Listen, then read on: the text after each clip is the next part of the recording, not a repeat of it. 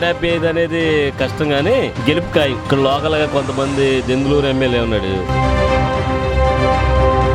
నేనున్న record perfect ఆగుపైన కొడతాడు. Record లేనుడు కూడా ఆడు ఏంటి ఆడు శుభ్రం చేస్తే మేము బుక్ అయిపోతాం. అది కోర్టులో బళ్ళు ఆపి కోర్టులో తీసుకెళ్తున్నారు. అది కోర్టులో కట్టించిన 300 మధ్యలో 700. అది దాన్ని బట్టి మేము వాళ్ళు ఆపి బళ్ళు తీసుకెళ్ళి స్టేషన్లో పెట్టేసి ఫోన్లు లాగేసుకొని పొద్దున్నే కోర్టుకి కట్టమన్నారు. కోర్టులో 300 కట్టి ప్రభుత్వ పనితీరు ఏ ప్రభుత్వం కావాలి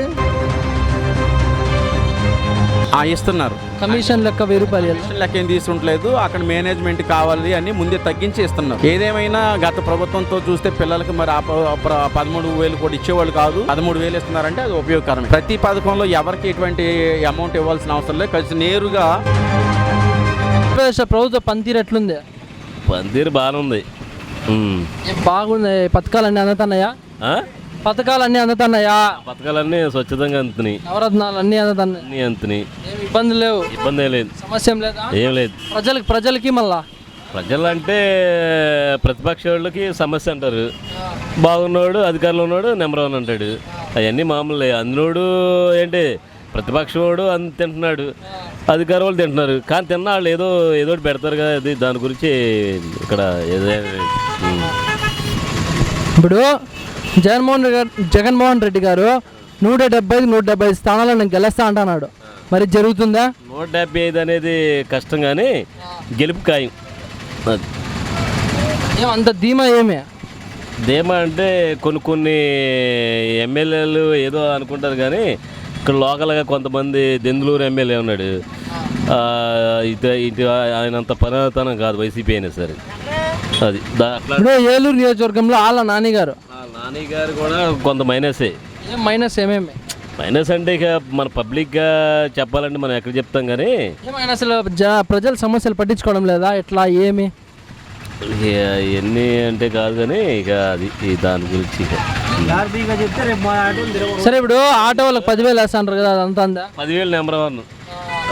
అట్లా ఆటో వాళ్ళకి కింద ఫైన్లు కొడతాంటారు అంటే ఫోటోలు వేసేది కొడుతున్నారు. ఫైన్లు బైక్ నేనున్న రికార్డు పర్ఫెక్ట్ నాకు పైన కొడుతున్నాడు. రికార్డు లేనుడు కూడా ఆడు ఏంటి ఆడు శుభ్రం చేస్తే మేము బుక్ అయిపోతాం.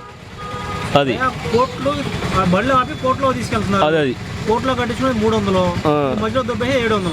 అది దాన్ని బట్టి మేము వాళ్ళు ఆపి బళ్ళు తీసుకెళ్ళి స్టేషన్లో పెట్టేసి ఫోన్లు లాగేసుకొని పొద్దున్నే కోర్టుకి కట్టమన్నారు. కోర్టులో 300 కట్టించుకున్నారు. 700 రూపాయలు వాళ్ళు తీసుకుంటున్నారు. ఇప్పుడు అయితే ఫైన్లు ఇవన్నీ విపరీతం అయిపోయినాయా? అవి మామూలుగా కాదు. ఏం మరి మీరే చెప్తున్నారా? ఎవరు చెప్తా? ఇప్పుడు రూల్స్ ప్రకారంగా మేము ఫైన్లు కొడతాము అంటున్నారు వాళ్ళు. రూల్స్ ప్రకారంగా అసలు మామూలుగా లేదు. రూల్స్ అసలు ఏం మాట్లాడతలేదు. నీకు లైసెన్స్ ఉందా లేకపోతే సి బుక్ ఉందా, అసలు నీకు అన్నీ పర్ఫెక్ట్గా ఉన్నాయనేది లేదు. ముందు పెట్టేయటం, 10,000 సెల్ ఇచ్చేస్తే బండులు వేస్తున్నాడు. రేపు పొద్దున్నే కోర్టుకు వెళ్ళి ఫైన్ కట్టేసి వచ్చేయండి. వేసేది 500 2,000 కట్టేటు. ఇప్పుడు 10,000 వేసి వేస్తున్నాడు. సపోజ్ 4 కేసులు కొడితే 4,800 దోలు తీరిపోతుందా? అది అయితే ఫైన్లు ఎక్కువ కొట్టేసాండ్రు. ఫైన్లు బాగా ఈ మధ్యకాలంలో బాగా రాష్ట్రం అంతా ఇట్లా ఉందా?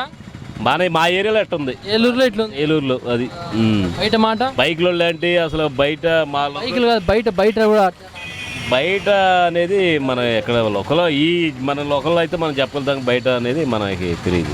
సరే, మన నెక్స్ట్ ఏలూరులో ఆళ్ళ నాని గారు వస్తారా, చంటి గారు వస్తారు? ఎవరు వస్తారు? ఆళ్ళ నాని గారు ఇప్పుడు ఈ జనగాలి మీద ఇక్కడ దెందులూరు మట్టికి టఫ్గా ఉంటుందండి.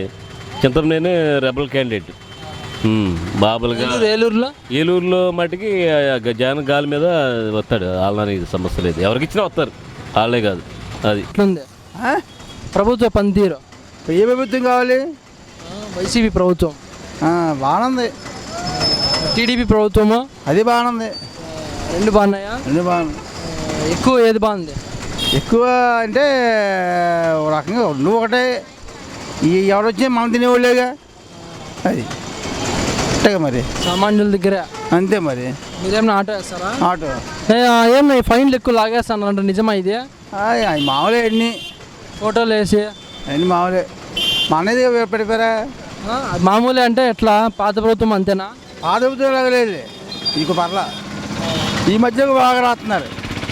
ఎంత రాస్తారు నెలకి? నెలకే రాలే పట్టును 1000 రూపాయలు రాస్తున్నారు అంతే. 1000 రూపాయలు కట్టాల్సిందే.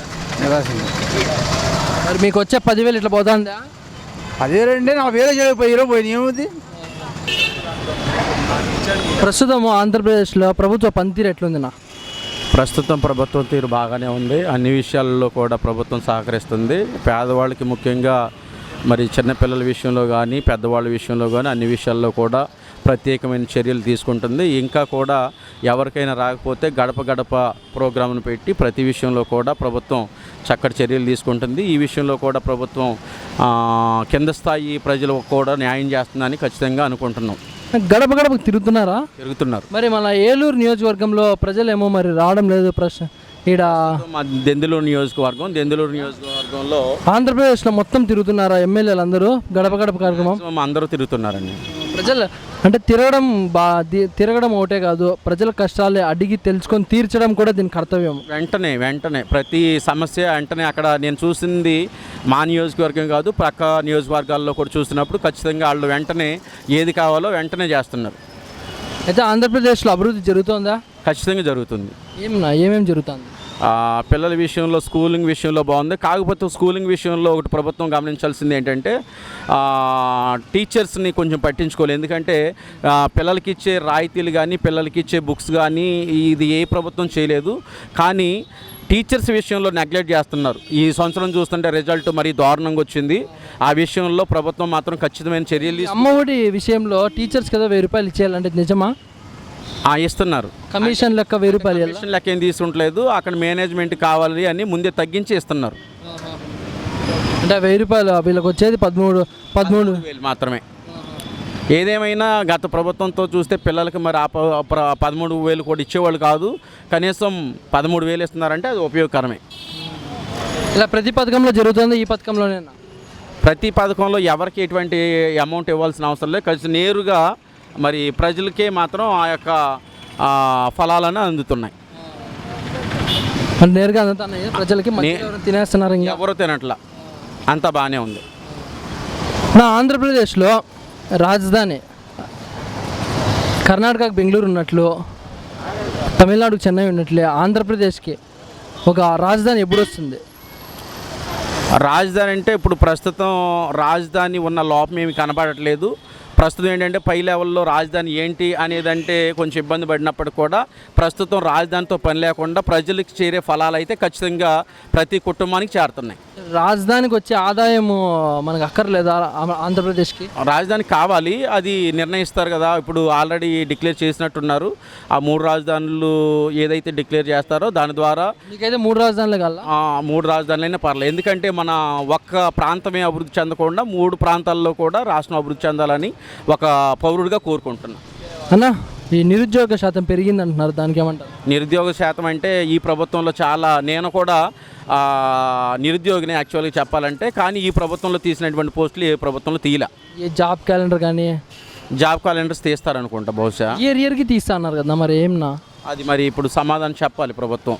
చెప్తుందా? చెప్తారని ఆలోచన చేస్తున్నాం. మరి అన్నా, మరి 175 స్థానాలు నేను గెలుస్తాను అని జగన్మోహన్ రెడ్డి గారు చెప్పినారు. మరి జరుగుతుందా? దగ్గరగా 175 రాకపోయినా కూడా 160 అనేది గ్యారంటీ ప్రభుత్వం. ఎందుకంటే అంత స్టాండర్డ్గా పనిచేస్తుంది. Thank you. Okay, thank you. Eluru నియోజకవర్గానికి సంబంధించి ఆళ్ళ నాని మీ దెందులూరు నియోజకవర్గం చెప్పినారు. ఓకే, డబ్బు తీసుకుని ఓటేస్తారా కొంతమంది ఓటర్లు? ఓటర్లు అనేది ఈ ప్రభుత్వమే కాదు, అట్లాంటి ఓటర్లని మనం ఏ జంతువుతో పోల్చాలా? ఏ జంతువుతో అంటే అది సహజంగా మనం టీవీ 9లో చూస్తాం, గాడితో పోల్చినట్టు రకరకాలుగా చెప్తూ ఉంటారు. కానీ అది ఎక్కడంటే అది ప్రజల్లో నుంచి రావాలి అవేర్నెస్ అనేది. డబ్బు ఇచ్చే నాయకుందా, డబ్బు తీసుకునే ఓటర్దా తప్పు? ఎవరిది? ఇద్దరిది తప్పే.